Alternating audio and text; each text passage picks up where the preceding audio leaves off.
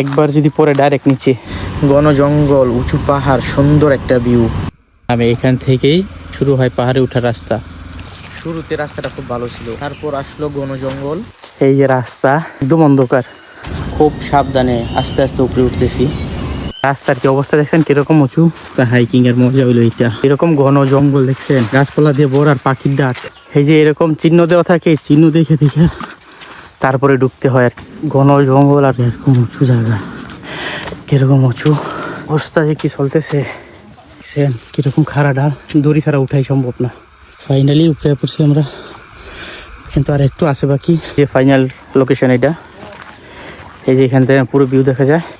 এই যে এখন ভিউটা দেখেন আপনারা সবাই, পাথরটা দেখছেন কিরকম রিক্স, কেমন উঁচুতে আছি, কিরকম ঘন জঙ্গল। এই যে সূর্য উঠছে এখানে, ওই যে কুয়াশা দেখা যায়, আর এই পুরোটা পাহাড়, পাহাড়ের উঁচু। আশা করি ভালো লাগছে। চলেন এখন নিচে নামি। উঠতে যেরকম কষ্ট হয়েছে, নামতেও সেম একই কষ্ট। ধৈরা দেখে দেখে তারপরে নামতে হয়। ধন্যবাদ সবাইকে ভিডিওটা দেখার জন্য। আসসালামু আলাইকুম।